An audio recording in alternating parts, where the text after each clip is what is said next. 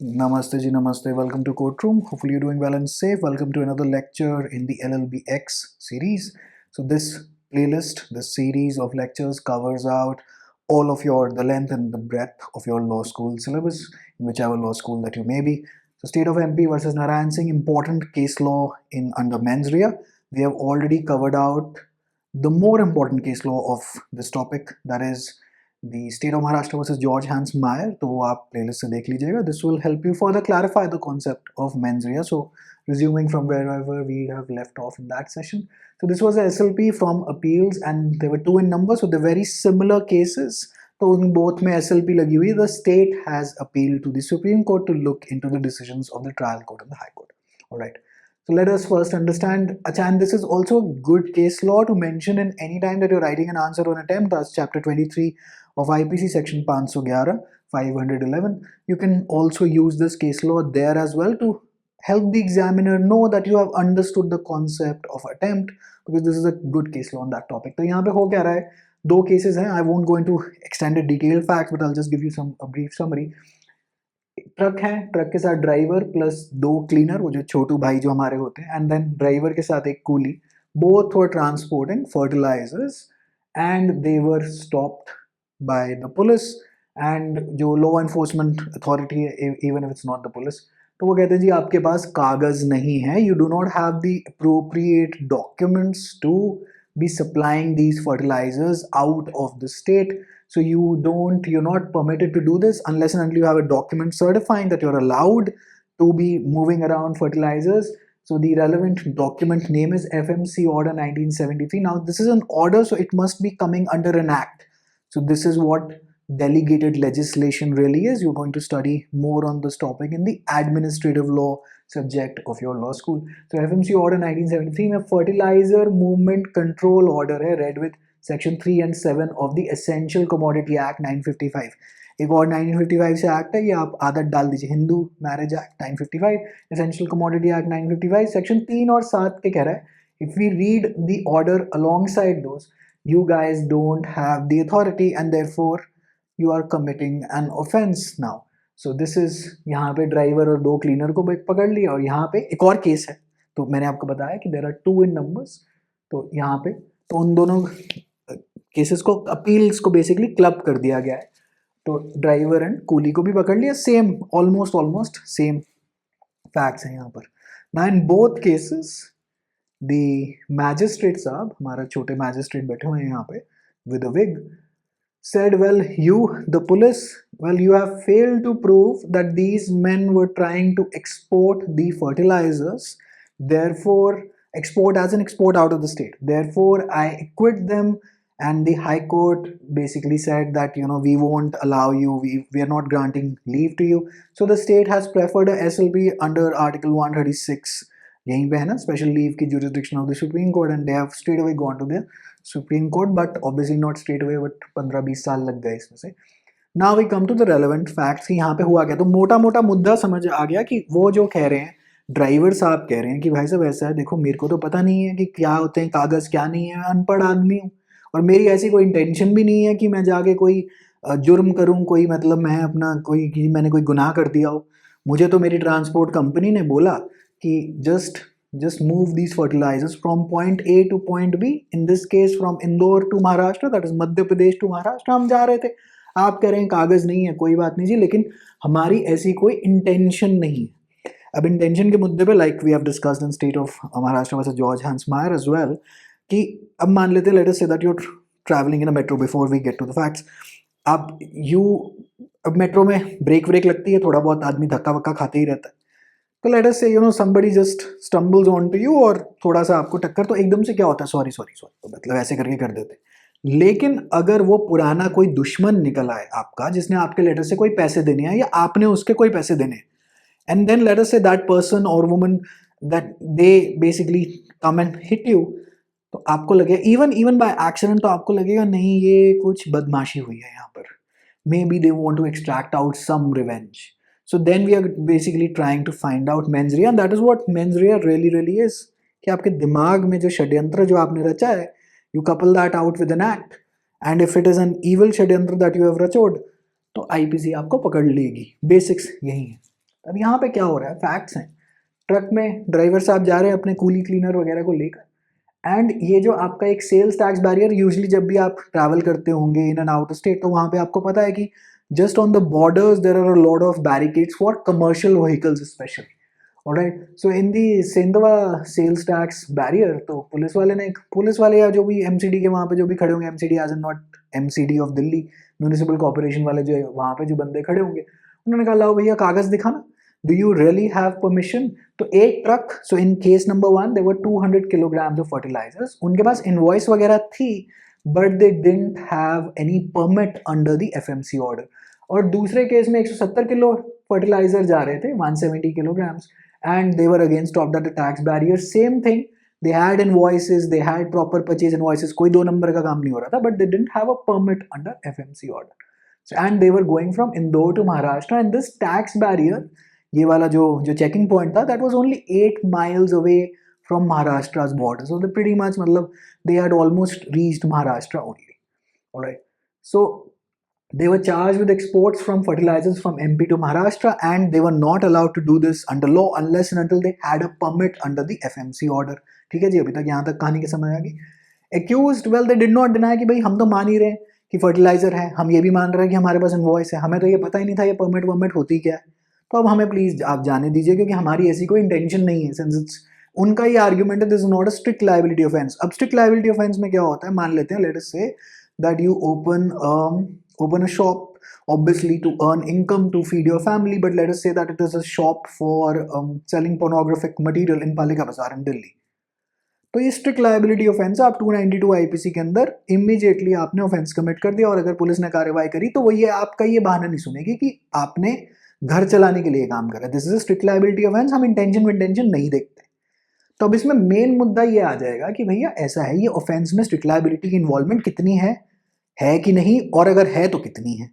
Alright, so main defence was that we were not aware of the contents of the documents, और भाई हमारा कोई लेना देना नहीं है, प्लीज हमें जाने दीजिए, ये परमिट वर्मिट हमें नहीं पता, but we really never really had an intention. The trial court and high court said that there is no material to show that the fertilizer bags were being exported, and driver had no knowledge of the contents of documents.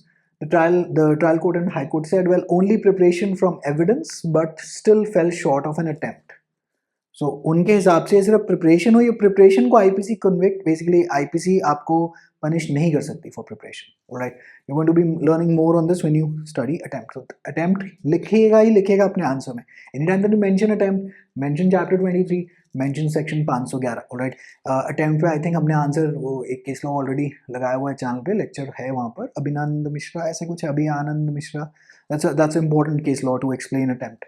Alright, तो इन्होंने कहा जी preparation ही, अब preparation के अंदर IPC क्या पकड़े, मान लेते हैं आप किसी को मारने के लिए एक छुरा या खंजर घर में लाके आपने रख दिया, बट उसके बाद आपने कभी कुछ करा नहीं, अब वो आईपीसी आपको नहीं पकड़ पाएगी वहां पर, क्योंकि आपने उसके बाद you never really committed an act. तो आपने प्रिपरेशन तो करी, let us say that you prepare to forge documents for your entrance examination, but those documents were always kept in your room, you never really send them out to the university, so you only did preparation, you never attempted to commit the crime. All right. So now the prosecution has to prove mens rea or not on the part of the accused. So main point था कि whether, अब ये basically दो main point supreme court ने निकाल दिए कि अब प्रोसिक्यूशन को प्रूव करना है या एक्यूज्ड को अपने आप को डिफेंड करना है। पहली बात तो हम ये डिसाइड कर लेते हैं, क्योंकि ट्रायल कोर्ट हाई कोर्ट ने कहा है कि prosecution has failed to prove mens on the accused part, and दूसरा पॉइंट है कि जी वेदर इट इज प्रिपरेशन और attempt. So I have just quoted from ये चीज़, अगर आपको basically from your case mat basically, और थोड़ा सा आपको ये अपने आंसर के अंदर बताना पड़ेगा। Alright, so let us look at section 7 of the act. Alright, the words used in section 7 subsection 1 are if any person contravenes whether knowing intentionally or otherwise। सारा जो मुद्दा है इस केस का ये इस एक शब्द पे टिका हुआ है जो कि है otherwise। knowingly intentionally तो वो कह रहा है जी इंटेंशन चाहिए, और otherwise का क्या मतलब है, अगर इंटेंशन ना भी हो तो भी पकड़ो इस आदमी को, right. So this then turns it into a strict liability offence, but hang on, there is a bigger story, that is why this case law is there in your case material, right? Any order made under section 3. Alright, so the section is comprehensively worded so that it takes within its fold not only contraventions done knowingly or intentionally, but even otherwise that is done unintentionally. The element of mens rea in export of fertilizer bag without a valid permit is therefore not a necessary ingredient for convicting a person for contravention of an order made under Section 3 if the factum of export or attempt to export is established by the evidence on record. तो ये जो शब्द है वो कह रहे हैं otherwise क्योंकि यहाँ लिखा हुआ है तो हमें कोई आपकी इंटेंशन से कोई लेना देना नहीं. As soon as you commit this offence कि as soon as you try to export the fertiliser in record, well that's it, you are done for. But यहाँ पे दिस इज पुराना सेक्शन 7, तो इसकी थोड़ी सी जरा हिस्ट्री समझ लेते हैं. Section 7 of this act. तो Nathulal versus state of MP का एक केस था 1966 में. सेक्शन 7 उसके अंदर ओरिजिनली ये था कि अदरवाइज शब्द नहीं था, इट वॉज नोइंगली इंटेंशनली. सो नथुलाल जी तो बच गए, लेकिन उसके बाद सरकार ने देखा कि अच्छा नथुलाल जी बच गए, तो this is a separate case, similar facts but separate case. तो उसमें नथुलाल जी बच गए, तो उसमें क्या हुआ कि डिसीजन, सरकार ने ये डिसीजन लिया that they first pass an ordinance in 67, then they passed an act well finalising the ordinance, और वर्ड ऐड कर दिया इन्होंने अदरवाइज. तो बेसिकली इन्होंने कहा कि कोई आदमी मेरे से बच के ना निकल जाए, तो मैं ये वर्ड ही डाल देती हूँ ताकि दूसरी बार सुप्रीम कोर्ट इसको उल्टा सीधा ना इंटरप्रेट कर दे. कहानी समझ में आई.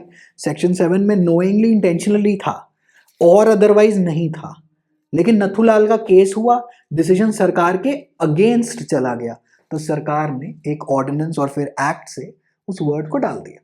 तो लेजिस्लेचर ने क्लियर कर दिया कि उनकी इंटेंशन, लेजिस्लेचर कौन, कानून बनाने वाले, there intention is to make this a strict liability offense. So anytime that you're writing an answer on strict liability, this is the funda that you can use, and you can use this case law to explain it as well. But अब इसके बाद क्या हुआ, तो section 7 तो amend हो गया और अदरवाइज आ गया. Law commission of the 47th report recommended that please restore section 7 to its prior position, and जो और ये जो अदरवाइज वगैरह के वर्ड सारे डिलीट कर दो एंड न्यू सेक्शन डाल दो 10C सबसेक्शन 1. तो 10C आ गया. अब एक्ट के अंदर 10C क्या कहता है, 10C के अंदर क्या कह रहे हैं, in any prosecution for any offence under this act which requires a culpable mental state, net intention के बारे में बात कर रहे हैं, on the part of the accused, the court shall presume the existence of such mental state, but it shall be a defense for the accused to prove the fact that he had no such mental state. तो अब section 7 में वो otherwise word चला गया. वो कह रहे कोई बात नहीं, कोर्ट तो प्रिज्यूम करेगा कि आपके पास मेंटल स्टेट है ये ऑफेंस करने की, लेकिन आपको हम अलाउ कर रहे हैं that you can take it as a defence, but it is on you to prove कि आपकी इंटेंशन नहीं थी. प्रोसिक्यूशन का के ऊपर से हमने बर्डन ऑफ प्रूफ हमने उठा दिया, ओनस प्रमाण दी हमने प्रोसिक्यूशन से उठा के सीधा अक्यूज्ड पे डाल दिया, और स्टैंडर्ड भी बता दिया आपको. ठीक है जी, स्टैंडर्ड क्या है, for the purpose of this section a fact is said to be proved only when the court believes it to exist beyond reasonable doubt, and not merely when its existence is established by a preponderance of probability. मतलब chance वांस नहीं छोड़ो आप, preponderance of probability की चीज़ की probability ज़्यादा है शायद, वो बात नहीं है. It has to be proved beyond reasonable doubt. Now that is the standard of proof. आपने ये 10C1 अपने आंसर में मेंशन करना ही करना है. आपने ये शब्द करके रटना नहीं है पूरा section, but you have to know कि section 7 was restored back to its original state as it existed before Nathulal. Then the law commission, thanks to the law commission report, basically this 10C1 was inserted. और इन्होंने क्या कर दिया, इन्होंने इसके अंदर ये बोल दिया कि ऐसा है जी, the court shall presume it but it is allowed as a defense provided that the accused themselves prove कि उनके पास intention नहीं थी. ऑलराइट, सो एक केस लॉ आपके पास जहां से इन्होंने केस कोट किया हुआ है, that is Swastik oil industries, completely overturned Nathulal. Alright, तो नथुलाल के अंदर तो वो ओरिजिनली बच ही गया था कि कोई बात नहीं जी, सेक्शन 7 में तो अदरवाइज नहीं है. ऑलराइट, अभी मैं आपको एक फ्लो चार्ट भी बना के दिखा देता हूँ ताकि आपको पूरी इसकी कहानी क्लियर हो जाए, बट पहले हम ये काम कर लेते हैं. तो burden of proof is now placed heavily on the accused thanks to 10C1. Okay, so therefore the Supreme Court said trial court and high court are in error. Why are they in error? That the accused was acquitted because prosecution failed to prove. यहाँ पे trial court and high court ने जो decision दिया था कि भैया ये छूट रहे हैं, उन्होंने अपना डिसीजन इस बेसिस पे दिया था कि prosecution fail to prove. Supreme court आज की डेट में कह रहा है भैया प्रोसिक्यूशन का क्या लेना देना, 10C1 के अंदर कह दिया ना accused had to prove.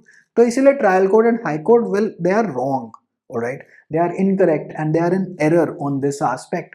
The accused had to prove, prosecution didn't have to prove. So the trial court and high court were in error. And they were again in error by classifying this as as a preparation, not an attempt. All right. So they were again in error कि trial court and high court were again in error that no attempt, only preparation. तो यहाँ पे in commission of an offense there are 4 stages: intention, preparation, attempt, execution. अगर आप ये offense हटाएं और competitive exam जो आप entrance देके आप अपने अभी कॉलेज में बैठे हैं, तो यहाँ पे आपने इंटेंशन दी कि जी मेरे को लॉ करनी है, या चलो जीवन में और कुछ नहीं मिला तो मैं ये पेपर दे देता हूँ, एक इंटेंशन डेवलप हुई. फिर आपने थोड़ी बहुत प्रिपरेशन तो करी ही होगी. Even if you belong to any reservation वाली category, you still have prepared for it. Then आपने अटेम्प्ट दिया पेपर का एंड देन इवेंचुअली निकल के सो यू एग्जीक्यूटेड दैट. तो इंटेंशन हुई. अब क्राइम करने की पहले तो इंटेंशन दिमाग में ख्याल तो आना चाहिए. देन आपने उसको कुछ प्रिपरेशन तो आप करेंगे.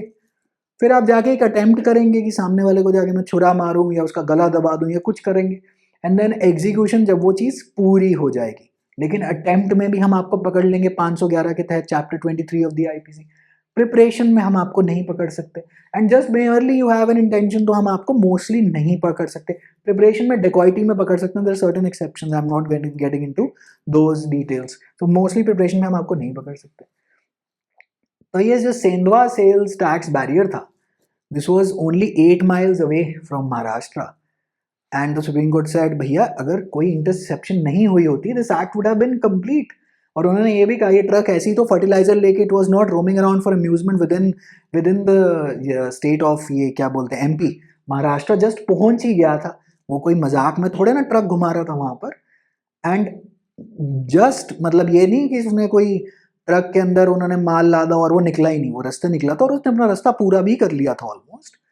And this was not being done for amusement. This is a clear case of attempt किया था उन्होंने फर्टिलाइजर दूसरे स्टेट में भेजने का, बट वो पूरा नहीं हो पाया. ये तो साफ है फैक्ट से, राइट. तो इसके अंदर the acquittal was set aside but no punishment was granted to drivers, cleaner and coolie, क्योंकि more than 15 years had passed by since the trial magistrate must have acquitted them, but no punishment. तो article ये क्या बोलते हैं 142 के तहत supreme court के पास काफ़ी ज़्यादा पावर है. It can do what it wishes. So it didn't give any punishment. So just for the sake of law, it clarified the position. अब एक ज़रा समरी कर लेते हैं so that हमारा बेसिकली काम क्लियर हो जाए कि यहाँ पे हो क्या रहा है, पूरी कहानी क्या है. Alright. तो सेक्शन 7 की पूरी कहानी है. सेक्शन 7 को आपने कपल आउट करना है एफएमसी ऑर्डर के साथ. जब आपने एफएमसी ऑर्डर के साथ अगर आप रेड विथ की आदत डाल दीजिएगा, रेड विथ अपने आंसर्स में भी लिखना शुरू कर दीजिए, क्योंकि अब आपके एंट्रेंस के दिन हो गए खत्म और अब आप आ गए लॉ स्कूल सेमेस्टर में, which is a much more serious business now. तो सेक्शन 7 में आपने रेड विद एफएमसी ऑर्डर के तहत अगर आपने ये काम करा कि जी आप नहीं अलाउड, तो आप नहीं अलाउड है. अब सेक्शन 7 के अंदर originally the word otherwise was not there. तो एक केस लगा था, कौन सा, थोड़ा इसको ऊपर कर लेते हैं फिर बात करते हैं. तो अदरवाइज के बाद क्या हुआ, अदरवाइज के बाद एक केस लगा नत्थू लाल का. अब नत्थू लाल, क्योंकि ये वर्ड अदरवाइज नहीं था, नत्थू लाल जी मजे से कह के चले गए कि भैया मेरा नाम नत्थू लाल है, तुम मुझे नहीं पकड़ पाओगे, मैं जा रहा हूँ, मैं नटवर लाल का पुत्र हूँ. सरकार ने कहा अच्छा तुम ज़्यादा हीरो बनोगे.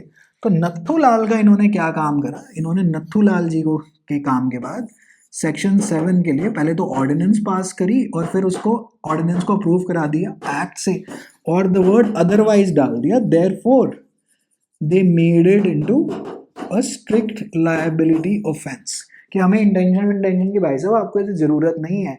हम क्या करेंगे, अगर हमें पकड़ना होगा आपको तो हम पकड़ ही लेंगे, ऐसी कोई टेंशन की बात नहीं है.